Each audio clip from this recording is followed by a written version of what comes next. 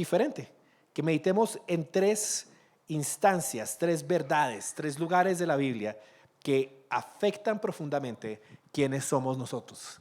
Perfecto. Si ven acá tres imágenes, la primera imagen a este lado es un árbol. ¿Qué escena de la Biblia cree usted que se refiere a este árbol? Ok, Génesis, ¿cierto? El huerto, el Edén. La segunda imagen es una cruz. ¿Qué escena queremos acá? La crucifixión, está claro. Y la tercera imagen, ¿sabe qué es? Es una tumba vacía. Y está hablando acerca de la resurrección. Y esta mañana vamos a pasearnos por la Biblia alrededor de estas tres escenas. Desde el jardín a la cruz y a la resurrección. Porque estas tres escenas cambian por completo la vida de todo el mundo y cambian nuestra percepción como cristianos de quién es Dios. La caída es la primera escena. El jardín del Edén, usted conoce esta imagen, usted conoce esta historia, donde Dios pone el árbol del conocimiento del bien y del mal. Les da una sola instrucción, un mundo perfecto, perfecto, sin absolutamente nada malo. Y una sencilla instrucción: no comerán de este árbol.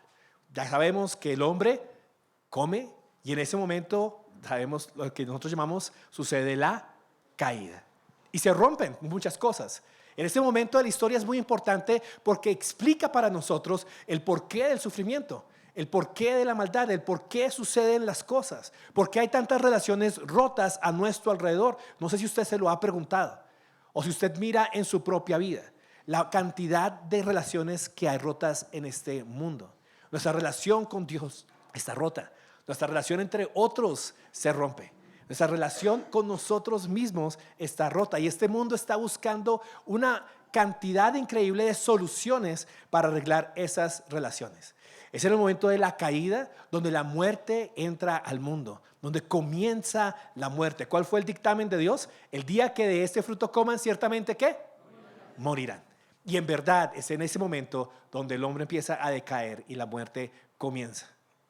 Es en ese momento de la caída donde se abre una brecha, una separación entre nosotros y Dios. Hay un hueco enorme que sucede en ese momento. Y luego viene el momento de la cruz. Y en la cruz sucede algo muy interesante, porque usted ve a Cristo, y lo vamos a ver esta mañana. Usted ve a Cristo y usted ve que todo este rompimiento que hubo en la caída, Cristo lo está experimentando en la cruz. Cada cosa que se rompió allá, Cristo en carne propia la está sufriendo, la está viviendo, la está experimentando. Es en la cruz donde las relaciones se prueban y Cristo, usted va a ver, tiene relaciones en esa cruz rotas con Dios, con los hombres, consigo mismo. Pero algo curioso sucede en la cruz. La muerte es introducida, pero en la cruz la muerte es vencida. Y la brecha se cierra. Aunque la brecha estaba abierta, ahora la brecha es cerrada. Pero falta algo más. Si eso fuera todo, vana sería nuestra esperanza. Pero aparte de la cruz tenemos la resurrección. Y en la resurrección, ahora las esperanzas es que las relaciones se recuperan. Y en la resurrección de Cristo y lo que Cristo ha hecho por nosotros, yo quiero que usted se vaya hoy con esa esperanza, con esa seguridad de que cuando usted cree en Cristo, cuando usted toma esa decisión de vivir por fe en Él, de que cuando entramos en el mundo y en la relación que Dios quiere que nosotros vivamos, tenemos la esperanza de que las relaciones son arregladas, de que hay posibilidad del perdón, de que hay posibilidad de la restauración. Aparte de eso, la muerte es superada, no solo vencida, sino que es superada. Porque se le promete algo a los que creen en Cristo Jesús. Y esa es la vida, ¿hasta cuándo? La vida eterna. La muerte ya no es más. No solamente es vencida, es superada con la esperanza de la resurrección. Y finalmente, la brecha no existe. Llegará el momento donde no solamente la brecha será sellada, sino que la brecha no existirá.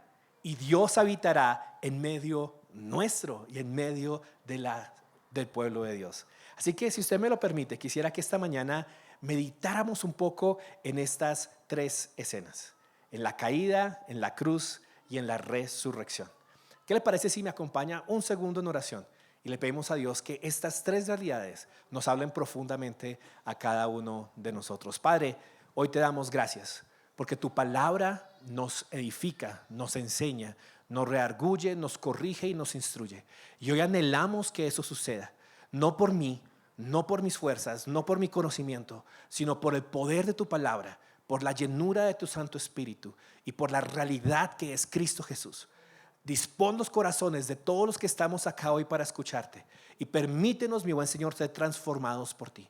En el nombre de Jesús, amén. No sé si usted se ha hecho esta pregunta. Yo creo que es la pregunta más natural que existe en este mundo. La tienen todas las personas. Yo me la he hecho muchas veces y mis hijos me la han hecho varias veces. Para mí una prueba de que esta es una pregunta universal es eso, de que sin yo decirles nada a mis hijos, cada uno de ellos, tanto Gabriela como Daniel, en diferentes edades, se han acercado a mí con algo de angustia en sus corazones y me han dicho: papá, ¿por qué un Dios bueno permite cosas malas? O de pronto, después de una racha de cosas malas, de pronto uno de mis hijos puede preguntarme y decir: pero papá, ¿por qué están sucediendo tantas cosas malas? ¿Por qué, entre comillas, nos está yendo mal? ¿Por qué están sucediendo estas cosas? No entiendo por qué Dios permite estas cosas, por qué Dios deja que estas cosas malas sucedan. ¿Usted se ha preguntado esto? Yo me lo he preguntado. ¿Le ha causado angustia? Yo he tenido angustia. La angustia no es simplemente como una preocupación pequeña, no, la angustia es un vacío del alma donde usted no sabe ni siquiera cómo continuar y cómo existir, porque esta pregunta le llena y le consume por completo.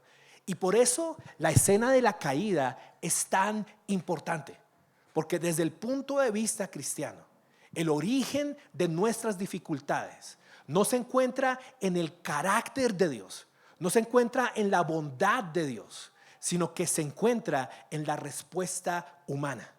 Se encuentra en cómo el hombre ha respondido delante de un Dios completamente bueno. Déjeme mostrarle algunas cosas que ocurren en la caída. La primera, como le decía, es que por decisión del hombre, las relaciones son ¿qué? Rotas. Recuerde cómo existía el hombre y la mujer. Dios crea todo. ¿Se acuerda que cada día que Dios crea las cosas, lo he repetido muchas veces acá en el púlpito, pero Dios mira las cosas y ve que son buenas? Y Dios creó la luz, se sentó el primer día y vio que era bueno. El segundo, el tercero, el séptimo, crea al hombre y vio que todo era bueno en gran manera. Y lo es. Dios crea a Adán, luego crea a Eva. Y la relación de Adán con Eva se describe como perfecta. Dice que estaban desnudos y ninguno se avergonzaba.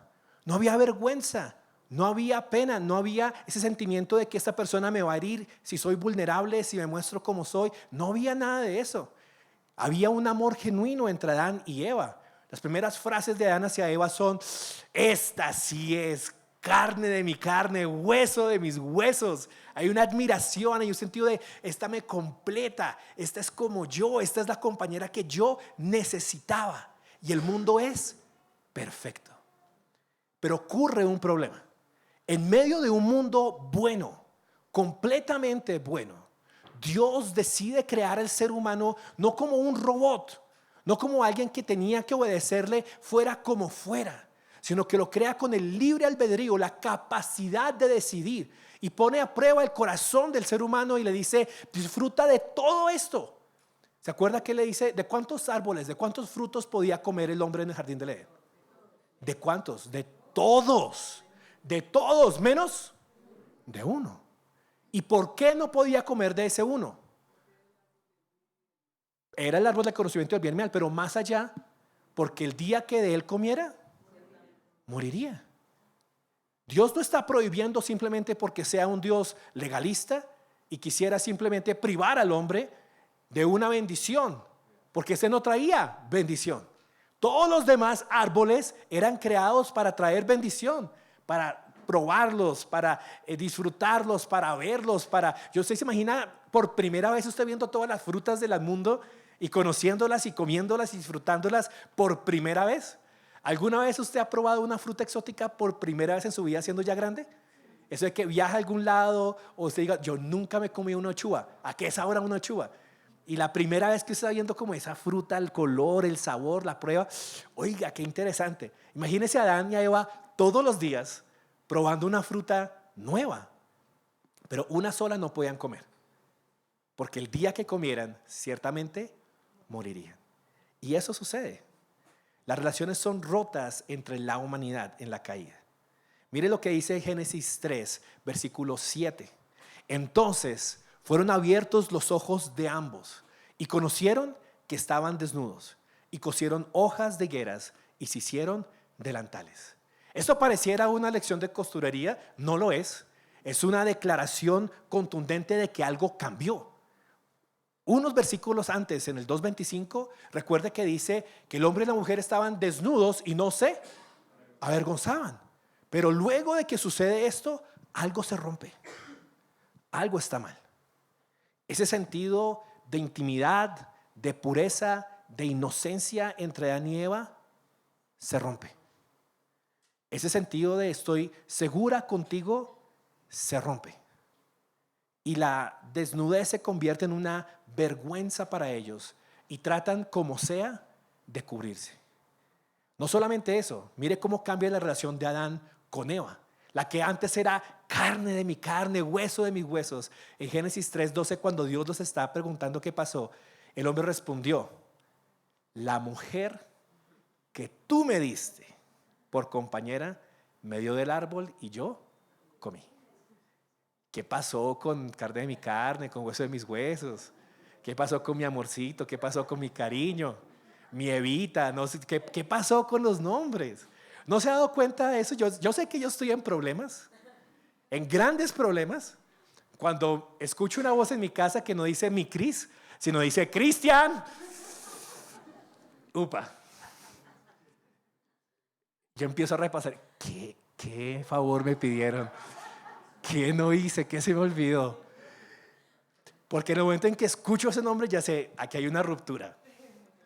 Aquí está Adán, con esa esposa, con esa amada, con aquella que le dio la que era carne de su carne, y ahora ya no era mi esposa, mi amada, mi compañera, mi perfecta, la mujer que tú me diste. Y hay una ruptura. Me dio del árbol y yo comí. En la caída se rompen tantas cosas y mire cómo lo vivimos hoy en día. ¿Cuántos divorcios existen hoy en día alrededor del mundo? ¿Cuántas familias hay con hermanos que no se hablan o no se dirigen la palabra? ¿Y cuánto lucha el hombre por resolver estas cosas? ¿Cuántos seminarios de autosuperación existen hoy en día? ¿O cuántas personas que dan conferencias se ganan la vida tratando de ayudar a la gente a resolver conflictos? Y esto se puede multiplicar y exponer y se eleva a todas las relaciones de la vida. Nuestras relaciones como seres humanos se encuentran rotas. Lo que pasa es que usted la escala, pero empieza simplemente en una relación. La fractura entre el hombre y la mujer, la fractura entre el primer hogar, es lo que crea la fractura entre todas las demás personas. Usted prende el noticiero, mira la guerra en Ucrania, mira la guerra entre Israel y el problema que hay ahorita en Gaza, y todo eso usted lo reduce a una sola cosa: una fractura en las relaciones, una distancia entre los seres humanos, una incapacidad de poder perdonarnos, de echarnos la culpa el uno al otro, esa incapacidad de poder decir yo me equivoqué, yo pido perdón, yo corrijo, y convertirla en una tú me hiciste caer, por tu culpa es que estamos en este lugar. Parece tonto, pero todo conflicto humano se reduce a esa simple frase. Desde un país entero que no puede aceptar su orgullo o su ambición y desea conquistar a la fuerza a otros y hacerlos ver su opinión, hasta un hogar fracturado, donde el hombre y la mujer no pueden ponerse de acuerdo en las cosas más pequeñas y ninguno está dispuesto a ceder y a ser humilde. Todas estas cosas se reducen a la caída, a esa fractura entre el hombre y la mujer. No solamente hay relaciones rotas con la humanidad, sino quizás la relación más fracturada que existe en la caída es nuestra relación ¿con quién? Con Dios. Y usted lo ve. Mire lo que sucede en Génesis 3:8. Oyeron al Señor Dios que se paseaba por el huerto al fresco del día. Y yo no sé usted, Pero cuando mi relación está bien con alguien, en lugar de huir, me acerco. ¿Sí o no? Los que tienen niños, todos ustedes que han tenido niños pequeños, cuando ustedes se han ido de viaje por mucho tiempo y regresan a casa, ¿cuál es la reacción normal que tienen los niños? Salen corriendo y se le cuelgan a uno al cuello, lo abrazan, ahí van corriendo. Los que tienen mascotas, cuando uno regresa después de estar todo el día por fuera, bueno, el perro, no sé si el gato lo haga, pero el perro por lo menos se acerca y lo saluda y le huele y está contento. Algunos gatos sí, no aquí a condenar a todos los gatos porque hay gatos de gatos. Pero esa es la reacción cuando estamos bien con una persona, cuando nos alegra verlo, cuando estamos en una buena reacción. Pero mire lo que sucede en el momento en que Adán y Eva pecan, en el momento en que sucede la caída. Cuando oyeron al Señor Dios que se paseaba en el huerto, en el fresco del día, ¿qué hicieron? Entonces el hombre y la mujer se escondieron. Se escondieron. ¿Por qué? ¿Qué había hecho Dios en contra de Adán y Eva en ese momento? ¿Qué les había hecho? ¿Qué cosas les había dado Dios a Adán y Eva hasta este momento de la historia? Todo lo que Dios les había dado era bueno. ¿Los había castigado por algo? ¿Había muerto ya alguien ante el pasado? ¿O había ocurrido alguna calamidad? Ninguna. Pero en el momento en que Adán y Eva pecan, su reacción con un Dios bueno, con un Dios que los ha amado, con un Dios que ha creado todas las cosas, con un Dios que ha demostrado su bondad, es esconderse. Quizás la frase de Dios, ciertamente morirán, timbraba en la cabeza de Adán y Eva. Quizás la culpa decía, no podemos enfrentarnos a este Dios tan bueno. Pero a partir de este momento, la reacción de absolutamente todas las personas, de todos los que nos encontramos en este salón, en este momento, es que cuando fallamos delante de Dios, que nuestro pecado, que nuestras fallas, en lugar de acercarnos a Dios, ¿qué hacen? ¿Qué producen en nosotros? Nos hacen escondernos, alejarnos de Él. Y en nuestra mente humana fracturada y caída está constantemente la idea de decir, ¿y cómo lo arreglo? ¿Y cómo lo arreglo? Y creo que eso es muy humano, ¿no le parece? Cuando uno la embarra con alguien, uno quisiera arreglarlo. O al menos hacer algo como para mitigar el dolor de lo que uno ha hecho. Y si no me cree, ¿por qué universalmente cuando un hombre la embarra llega a la casa con qué? Con flores. O con una chocolatina. O con un regalo. O con un pollo asado. Eso también. Eso depende del gusto de la mujer. Hay mujeres de pollos, hay mujeres de flores. Eso no se juzga acá. Pero tenemos esa idea de decir como, lo siento, perdón, quiero arreglar las cosas, quiero tratar de arreglar lo que está mal. Y esta es la humanidad. Y ese es el invento de la religión. El hombre tratando de arreglar las cosas con Dios. Y a lo largo de la historia, toda religión, toda persona que tiene un concepto alguno acerca de Dios, entiende que se encuentra alejada de ese Dios, de ese ser cósmico e inmortal e inaccesible, y que de alguna manera debe construir, debe hacer algo, debe arreglar las cosas, y se esfuerzan y hacen ritos y pasajes y muchas otras cosas, pero esa brecha es imposible de librar. No importa cuánto nos esforcemos, no importa cuánto hagamos, no la podemos librar. Aún para el creyente, aún para ustedes, hermanos, hermanas, hoy en día que creo que han depositado su fe sincera en Cristo, estoy seguro que han pasado por esos momentos de la vida cristiana donde hemos fallado, donde aún conociendo la gracia infinita de Dios, hemos pecado, donde nos hemos alejado de Él, donde nos hemos escondido. Y dígame si usted a veces no siente, tengo que hacer el devocional un mes para volver otra vez a acercarme a Dios. Este año sí tengo que terminar la lectura de la Biblia, un año, a ver si recupero mi intimidad con Él. Tengo que dejar de hacer esto para poder otra vez acercarme a Dios nuevamente. Y luchamos y nos esforzamos y tratamos porque sentimos una brecha abierta, profunda, distante entre nosotros y Dios. Déjeme decirle algo. no es culpa de Dios. No es culpa de Dios. Él está ofreciendo la bondad. Él está ofreciendo lo perfecto. Pero tú y yo le hemos rechazado. Tú y yo hemos escogido lo que va en contra de Dios. Y cuando nuestra mente y nuestro corazón y nuestra conciencia se dan cuenta que hemos escogido lo incorrecto, la presencia de Dios hace que nos escondamos. ¿Qué dice el hombre? Te oí en el huerto. ¿Y tuve qué? Miedo. Porque estaba desnudo y me escondí. La caída trae relaciones rotas con la humanidad, con Dios, pero también con nosotros mismos. Algo se rompe en Adán, en su identidad, en quién es él, en Eva y en quiénes son ellos. Miren las diferentes maneras. A la mujer, cuya identidad en ese momento como Eva, ¿cierto? La mamá de todos, ¿cierto? De la cual iban a salir todos los descendientes. En gran manera multiplicaré tu dolor en el parto. Con dolor darás luz a los hijos. Y aquí hay un rompimiento.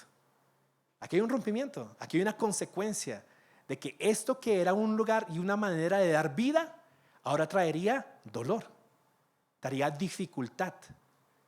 Mire esto. La relación entre el hombre y la mujer se convierte en una pelea por quién va a tener el control. Con todo tu deseo será para tu marido y él tendrá dominio sobre ti. Eso no significa que los roles son un producto de la caída. Significa que ese deseo de tener el control, de ver quién manda, esa guerra de los sexos que ha existido por milenios, viene de esa ruptura, de la caída. Adán, cuyo rol en ese momento era proteger, era cuidar del jardín, era plantar, se le dice: con el sudor de tu rostro comerás el pan, hasta que vuelvas a la tierra, porque ella fuiste tomado. Pues polvo eres y al polvo volverás. Hay una ruptura, entra la muerte, entra la dificultad, entra la enfermedad. ¿Y qué hace el hombre? ¿Cuántos millones, billones de dólares se gastan a diario para prevenir la muerte?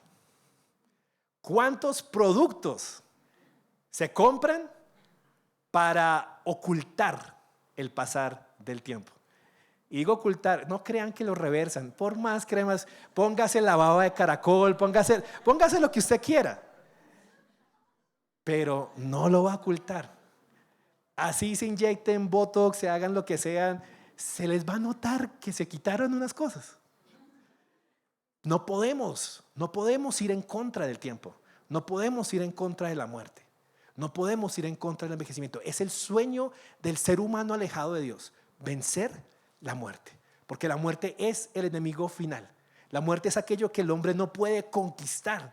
La muerte es aquello que por más dinero, por más fama, por más poder, por más que hayas amasado en esta tierra, cuando llega la muerte, no hay nada que puedas hacer.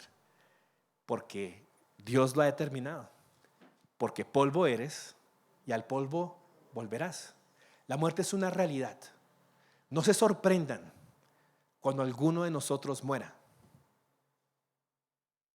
Es la realidad de esta vida. Todos vamos a morir. Estamos en un mundo caído. Estamos en un mundo en el cual ha entrado la muerte. El cuándo, el cómo, en su infinita sabiduría que yo no busco empezar a entender, Dios lo ha determinado. Pero todos acá en este mundo vamos en algún momento a morir. Estamos en un mundo caído, con relaciones rotas, con naturaleza rota, con todo roto. El último, ya sé que está re lúgubre, tranquilo que ahorita ya despeja para arriba un poquito este mensaje, pero tenemos que pasar por la caída antes de llegar a la esperanza, y es, mire la naturaleza misma.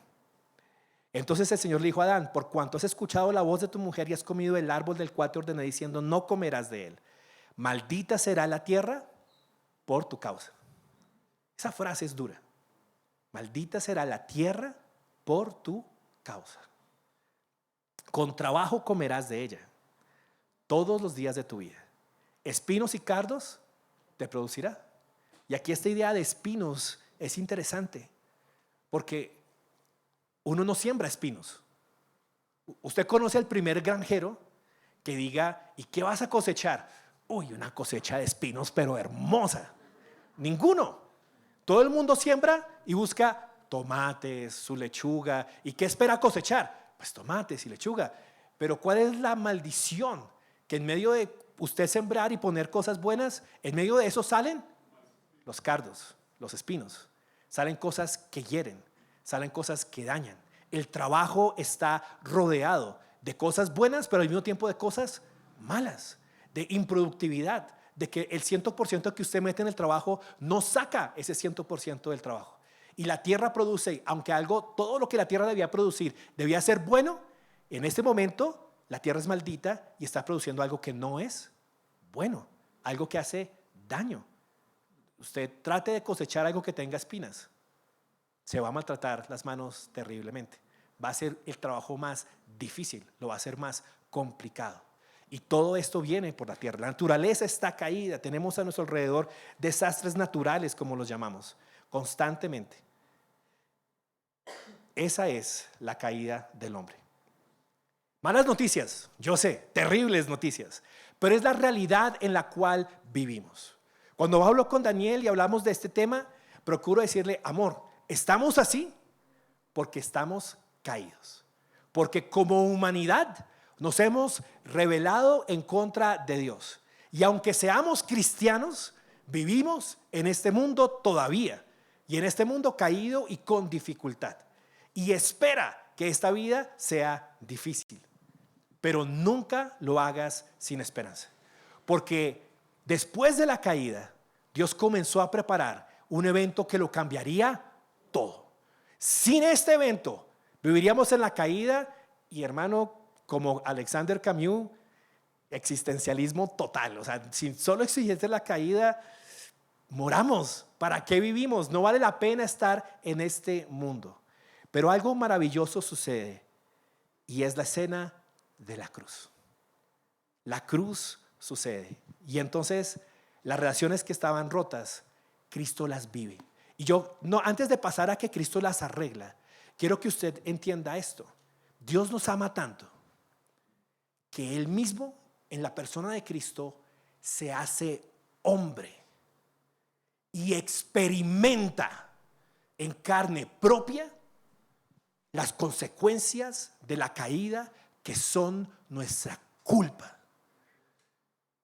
Quisiera hacerle justicia a esa frase un poco mejor. Quisiera que usted entendiera conmigo esto. Perdóneme la expresión, pero ¿qué pitos tenía Dios con todos los problemas que usted y yo hemos creado? Ninguno. ¿Qué culpa tenía Él de las decisiones que nosotros hemos tomado?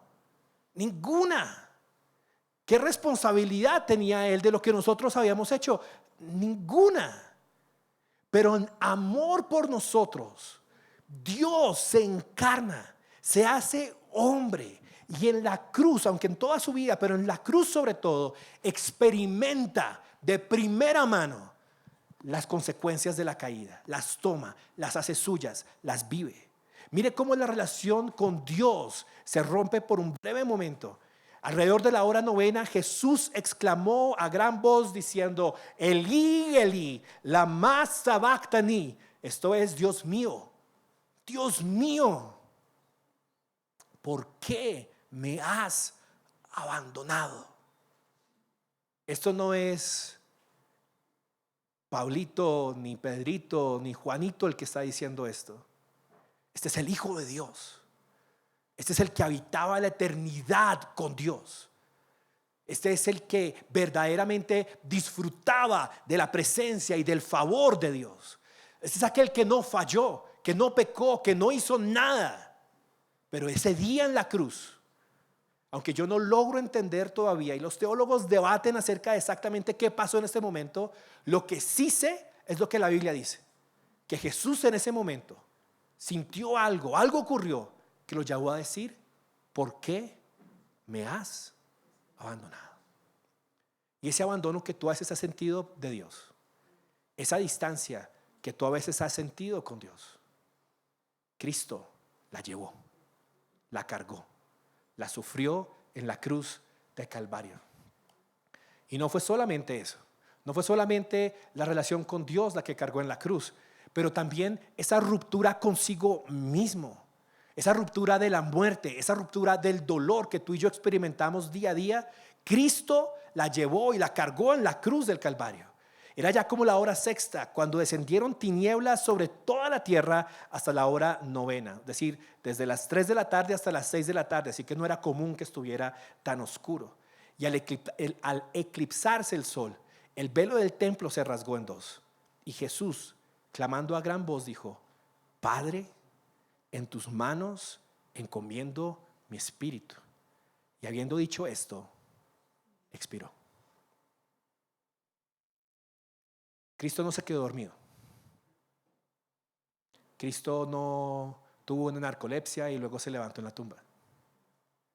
Cristo murió, expiró. Aquel enemigo al cual tú y yo le tenemos pavor, aquella situación final a la que el hombre le huye, aquella situación por la cual invertimos millones de dólares por reversar y por impedir que ocurra, Cristo la abrazó, la tomó y la vivió. Y murió. Míralo en la cruz. Mira a Cristo en la cruz. Y mira cómo su relación con los hombres se rompe. Aquellos a quienes había venido a salvar, aquellos a quienes había sanado, aquellos a quienes había rescatado. Y mira cómo lo tratan en la cruz del Calvario. Era ya como la hora sexta, nuevamente las 3 de la tarde, cuando descienden las tinieblas sobre toda la tierra hasta la hora novena. Y dice: pusieron sobre su cabeza la acusación contra él que decía: Este es Jesús, el Rey de los judíos. Y entonces fueron crucificados con él 2 ladrones, uno a la derecha y otro a la izquierda. Y los que pasaban lo injuriaban, meneando la cabeza y diciendo: tú que destruyes el templo y en 3 días lo reedificas, sálvate a ti mismo. Si tú eres el Hijo de Dios, desciende de la cruz. De igual manera también los principales sacerdotes, junto con los escribas y los ancianos, burlándose de él, decían: a otro salvó, y a él mismo no puede salvarse. Mire, rey de Israel es que ahora baje de la cruz y creeremos en él. En Dios confía. A ver, que lo libre. Ahora sí él lo quiere, porque ha dicho: yo soy el Hijo de Dios. En la misma manera lo injuriaban también los ladrones que habían sido crucificados con él. Relaciones rotas. Me parece tan impresionante esto, porque creo profundamente en lo que Salmo 139 dice, que desde el vientre de nuestra madre, nuestros embriones han sido vistos por Dios, que Él formó las entrañas de nuestro cuerpo y todo lo que somos. Y creo profundamente que desde que era un embrión, Dios, Jesús, conocía a esos 2 ladrones, que Él conocía la vida de cada uno de esos fariseos, que Él amaba profundamente la vida de cada persona que se encontraba al pie de esa cruz. A Jesús no lo estaban injuriando sus enemigos, lo estaban injuriando personas a las cuales Él amó, personas por las cuales Él vino, personas que Él creó. ¿Te han herido alguna vez personas a quienes amas? ¿Te han fallado aquellas personas en quienes tú confías? Jesús lo vivió en la cruz y vivió las consecuencias por nuestro pecado. La misma naturaleza sufrió y vivió las consecuencias de Cristo en la cruz. ¿Qué tipo de corona le pusieron a Jesús? ¿Dónde escuchamos eso antes? ¿Cuál fue la maldición que trajo a la tierra por el pecado de Adán? Que producirían cardos y espinas. ¿Y qué estaba poniendo Cristo sobre su cabeza? Una corona de espinas. La señal de la maldición de la tierra estaba siendo colocada sobre la cabeza de Jesús. El árbol del Edén, ese madero, ese árbol donde el hombre llegó a pecar, y ahora Jesús estaba siendo colgado en un ¿qué? En un madero. Esa madera, esa representación de ese árbol que nos llevó a caer, ahora ese árbol donde Cristo es condenado. ¿Y sabe qué es lo precioso? que en el futuro habrá otro árbol, el árbol de la vida, que está esperando la redención porque Cristo vivió esta ruptura en este árbol. La cruz nos enseña que Cristo sufrió por nosotros. Así que déjeme darle una pequeña respuesta. Seguimos con nuestra respuesta. ¿Por qué un Dios bueno permite cosas malas? Primero que todo, las cosas malas han entrado a este mundo no por la voluntad de la bondad de Dios, sino por la rebelión del corazón humano. Pero en el amor de Dios y en la bondad de Dios, Dios ha venido, se ha hecho hombre en medio nuestro y ha tomado todo ese sufrimiento, ha tomado todo este dolor, ha tomado toda esta ruptura y no ha dicho, miren a ver cómo se las arreglan, miren a ver qué hacen, sino que ha dicho, yo pago, yo lo tomo, yo lo experimento. Si la condena fue muerte, yo vivo la muerte. Si la condena fue la ruptura con los hombres, yo vivo la ruptura con los hombres. Si la condena fue estar alejados con Dios, yo experimento lo que es ser abandonado por Dios.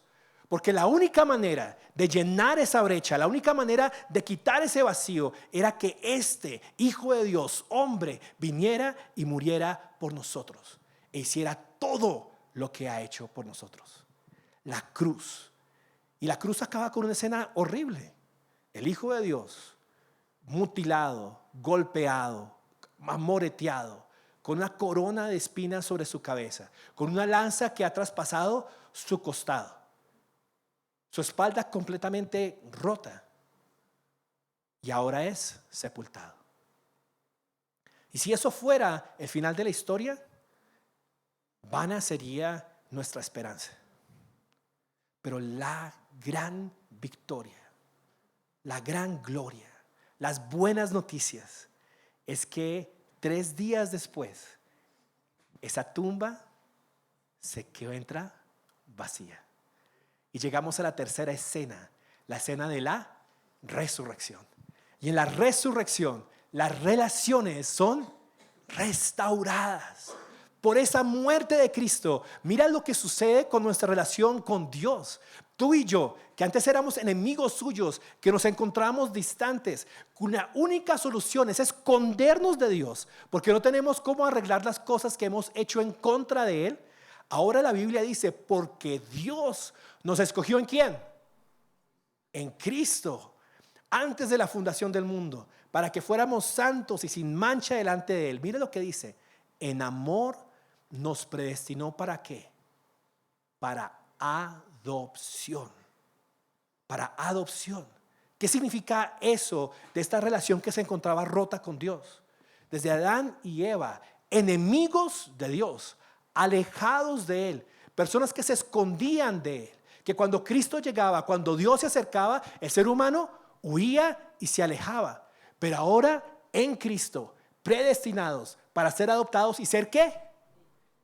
Díganlo más fuerte, ¿ser qué? Hijos, ser hijos.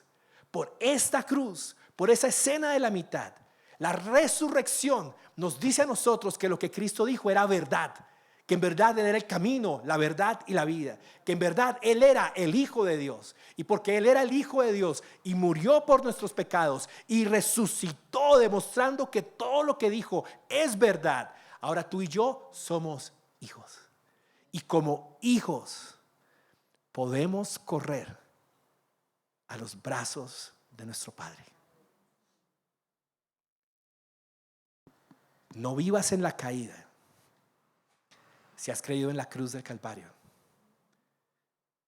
Vive en la verdad de la resurrección. Pero si hoy te encuentras en la caída y si hoy tú te ves a ti mismo completamente alejado de Dios, te ves a ti ocultándote de Dios, te ves a ti escondiéndote de su gracia y de su amor, hoy quiero invitarte a que pases por la cruz. Hoy quiero invitarte a que recuerdes el sacrificio que Cristo hizo por ti. Hoy quiero invitarte a que creas que la escena de la cruz es por ti. Es por ti. Y que por esa escena de la cruz, hoy ya no tienes que esconderte, sino que puedes correr a abrazarlo. Que puedes correr a sus brazos. Que hoy eres amado, perdonado, aceptado. Pero ustedes son, miren lo que pasamos a ser en la resurrección, linaje escogido, real sacerdocio, nación santa, pueblo adquirido para posesión de Dios. Aquellos que antes se escondían del propósito de Dios, ahora son llamados a anunciar las virtudes de aquel que nos llamó de las tinieblas a su luz admirable. Gloria a Dios por la cruz. Gloria a Dios por la resurrección. Y gloria a Dios porque en Cristo, porque Cristo vive, tú y yo vivimos. Vivimos. Ustedes que en otro tiempo no eran pueblo, ahora son ¿qué? El pueblo de Dios. No habían recibido misericordia, pero ahora han recibido misericordia. La resurrección nos da la esperanza de que somos pueblo suyo, de que Él no nos desecha, de que somos su linaje, de que tenemos propósito. Hermanos, el creyente sufre cuando, habiendo conocido la realidad de la cruz, escoge vivir en la muerte de la caída y no en la vida de la resurrección. El creyente sufre, el creyente la pasa mal cuando busca el deleite, la plenitud y el propósito de su vida en los objetos de la caída y se olvida que por la cruz de Cristo tiene un propósito, tiene un deleite, tiene una plenitud y tiene un gozo nuevo y diferente en la persona de Cristo. No vivamos en la caída, vivamos en la resurrección de Cristo. Cristo no solamente en la resurrección restaura nuestra relación con Dios, restaura la relación con el hombre. Carlos predicaba de una oración preciosa, el Padre Nuestro, y tiene esta frase que es contundente para nosotros. Perdónanos nuestras deudas. ¿Cómo qué? Como también nosotros perdonamos a nuestros deudores.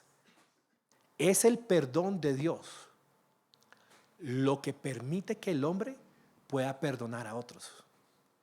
Jesús en el Evangelio de Lucas, junto con esta frase, también dice una parábola muy interesante. Es la parábola del siervo desagradecido o el siervo desgraciado, como le digo yo. Aquel que se le perdonan $1 billón y sale a la calle y se encuentra con alguien que le debe 600,000 pesos. Y el que se fue perdonado $1 billón extorsiona al que tiene 600,000 pesos y lo lleva a la cárcel. Y el rey se pone bravo cuando dice: pero ¿no deberías tú haber perdonado a este otro, siendo que yo te perdoné tan grande deuda? Y esa es la frase que resuena en el creyente.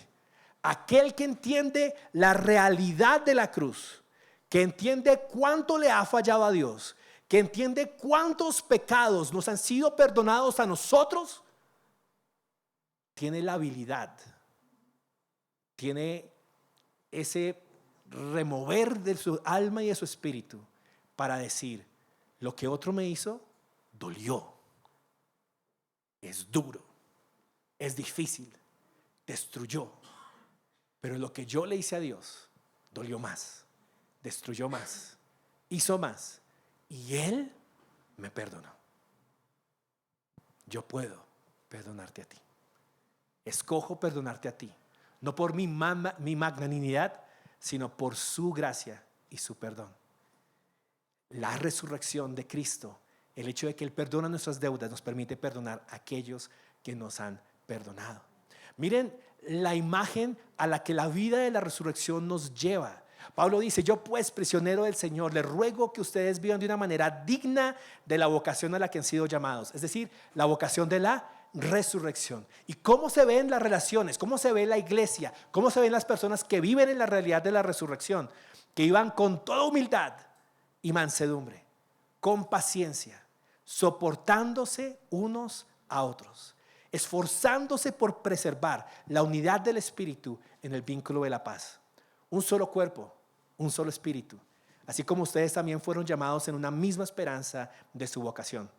Un solo Señor, una sola fe, un solo bautismo, un solo Dios y Padre de todos, que está sobre todos, por todos y en todos. Qué unidad tan perfecta, qué unidad tan preciosa. Y usted dice: pero no la veo. Y le digo, amén, yo tampoco. Aún no, aún no. Pero esa es mi esperanza de la resurrección. Vivimos en un momento de esta vida donde estamos en el ahora, pero aún no. Donde Cristo ha comenzado algo, pero no lo ha terminado. Pero donde tenemos la esperanza que el que comenzó la buena obra en nosotros, ¿la qué? La terminará hasta el día de Jesucristo. Donde esta unidad que nosotros vemos, ahorita parece quebrantada, pero en Cristo será completa cuando Él regrese por segunda vez.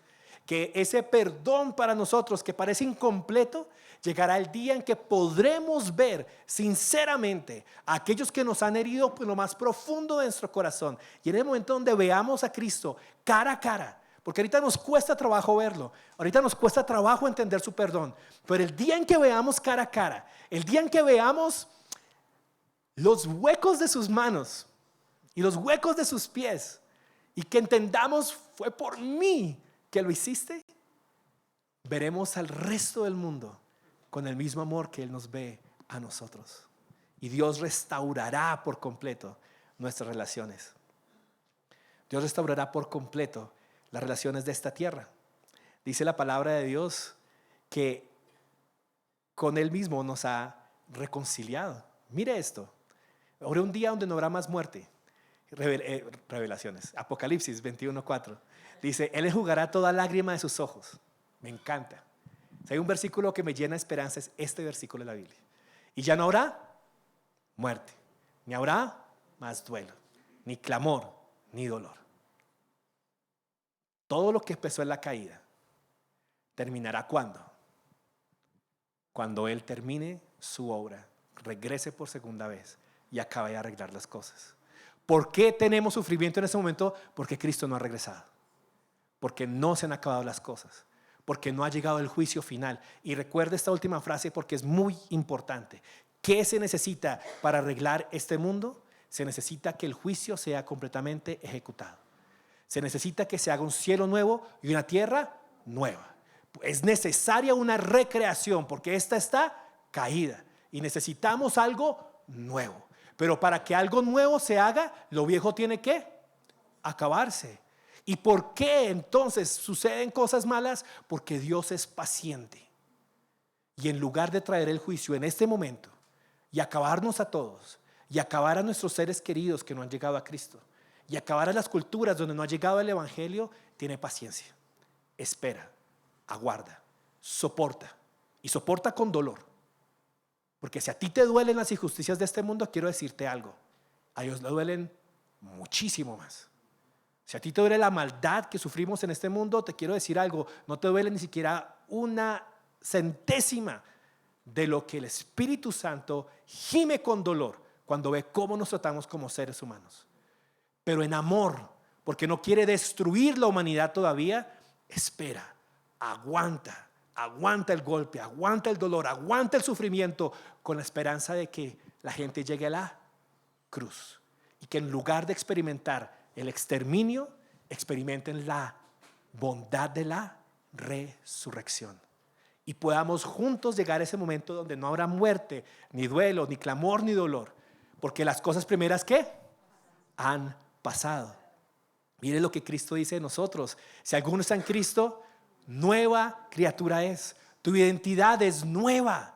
La resurrección te hace una nueva criatura. Todas las cosas son hechas nuevas en Él. La resurrección arregla todo, incluso la naturaleza. Y con esto cerramos. Mire lo que Isaías describe acerca de ese cielo nuevo y esa tierra nueva. Me encanta esta imagen de la creación, de la recreación, si la quiere poner de esa manera.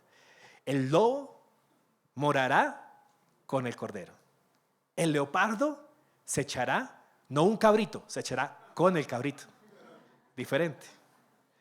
El becerro, el leoncillo y el animal doméstico andarán juntos y un niño los conducirá. La vaca con la osa pastará y sus crías se echarán juntas. Y esto no es una fábula de Esopo, es una manera en la cual Isaías está describiendo la obra del Mesías de tal manera que aquello que nosotros vemos que no convive juntos, convivirá en armonía. Que aquella rompimiento de la misma naturaleza que busca destruirse entre sí misma, vivirá ahora en paz absoluta y completa. Y el león como el buey comerá paja, y el niño de pecho jugará junto a la cueva de la cobra. Y el niño destetado extenderá su mano sobre la guarida de la víbora. No dañarán ni destruirán en todo mi santo monte, porque la tierra está llena del conocimiento del Señor, como las aguas cubren el mar. Gloria a Dios. Cristo vive. Cristo vive. Y porque Él vive, tú y yo tenemos esperanza. Hemos pasado de la caída a la resurrección. Y yo te invito esta tarde a que tú anheles, desees, quieras de todo corazón esa realidad de que Cristo vuelva. Estamos ahorita en este momento de la cruz, en este momento como intermedio, en este momento donde la realidad no ha sido puesta. Pero llegará el día, gracias a la resurrección de la segunda venida, donde todas estas promesas serán una realidad, donde las viviremos, donde las tendremos en nuestras manos. Que esto haga que usted desee a Cristo. Ojalá, si usted no ha venido a Cristo, que esta realidad lo haga usted venir a Él. Lo haga usted venir a Él. Ojalá, si usted se ha estado escondiendo de Él, que esta realidad lo invite a dejar de esconderse y correr a sus brazos. Y sí, para correr a los brazos del papá hay que dejar a un lado el juego con el que uno estaba entretenido. Yo entiendo que mi hijo me ama y me prefiere, porque cuando llego a casa y lo veo, deja el Nintendo a un lado y va y me saluda. Y eso me llena de alegría. No siempre lo hace, algunas veces que jugando a Nintendo. Pero eso es lo que Dios quiere de nosotros. Y si estás distraído con un videojuego, si estás distraído con lo que este mundo ofrece, y has tenido temor de volverte al Señor, quiero decirte, ven, corre, acércate, tira ese control lejos, tira eso a un lado, porque el amor que el Padre tiene para ofrecerte, porque el abrazo con el que Dios quiere acobijarte, llena más de alegría, llena más de paz, llena más de identidad, llena más de gracia que cualquier otra cosa con la cual puedas estar hoy distraído. No dejes que tu culpa te mantenga alejado de Dios. Recuerda, Cristo pagó. Cristo pagó. No dejemos que las cosas malas que ocurren en este mundo nos llenen de desesperanza o de rencor en contra de Dios. No nos llenemos de orgullo diciéndole a Dios, pero ¿cómo puedes permitir que esto pase? ¿Quiénes somos nosotros para decirlo eso a Dios? Si somos criaturas caídas y pecaminosas, ¿tú crees que porque vas a la iglesia, porque haces algunas oraciones, porque lees un poco más la Biblia, te mereces un destino y un futuro y una tierra diferente al resto de los 8 billones de personas que nos encontramos en esta tierra? No seamos tan orgullosos. No seamos tan orgullosos. Pero cuando veamos dolor en esta tierra, cuando veamos sufrimiento en este lugar, que en nuestros corazones una frase se repita: Maratana, vuelve pronto, Señor Jesús. Tú arreglarás las cosas, tú enjugarás la lágrima, tú resucitarás a los que han muerto, tú nos librarás de este cuerpo pecaminoso, tú traerás esperanza. Póngase de pie y por un minuto quiero que cierre sus ojos y piense qué significa la cruz para usted. En este momento, imagine la cruz, imagine lo que Cristo ha hecho ahí y pregúntese, ¿qué significa para mí? Y dele gracias a Dios porque usted ya no está en la caída, sino que está a este lado de la cruz en la resurrección. Tómese un minuto y hable con Dios ahí.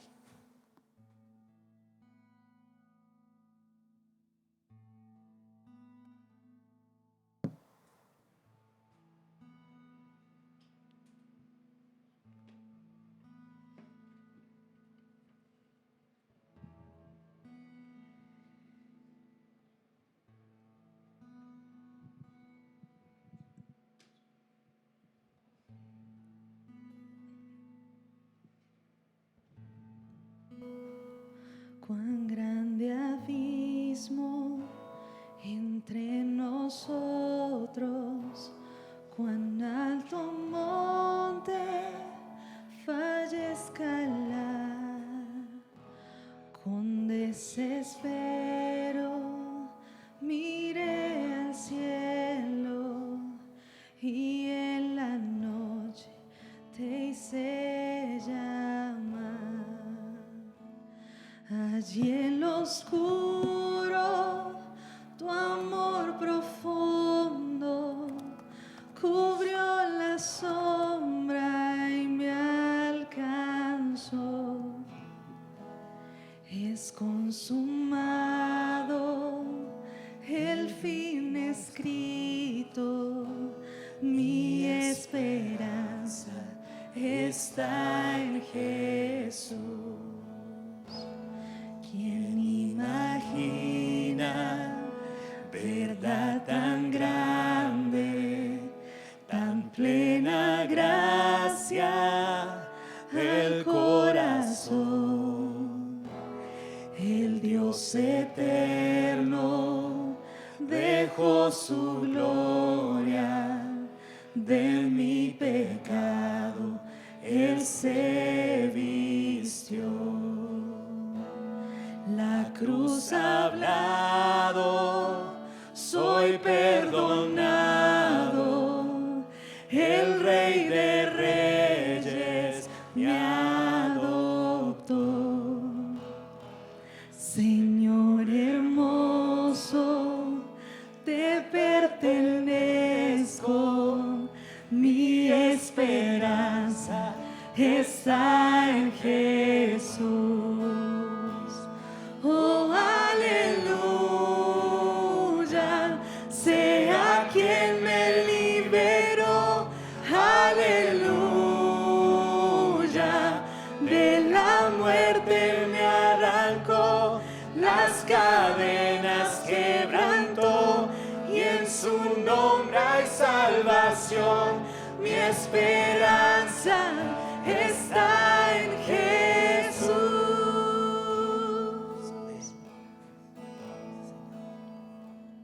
Y tus promesas fueron selladas cuando tu cuerpo resucitó. Desde el silencio tu gran rugido quebró el poder de la muerte en mí. Y tus promesas fueron selladas cuando tu cuerpo resucitó. Amén. Desde el silencio tu gran rugido quebró el poder de la muerte en mí. La victoria está en ti. Oh, aleluya, sea quien me liberó, aleluya, de la muerte me arrancó, las cadenas quebrantó, y en su nombre hay salvación, mi esperanza está en Jesús. Oh, aleluya, Gloria a ti, Señor. sea quien me liberó, aleluya, de la muerte me arrancó, las cadenas quebrantó, y en su nombre hay salvación, mi esperanza está en Jesús. Díselo a tu alma. Mi esperanza está en Jesús. Oh, mi esperanza está en Jesús. Amén. Cristo vive. Amén. Tome asiento. Muchas gracias.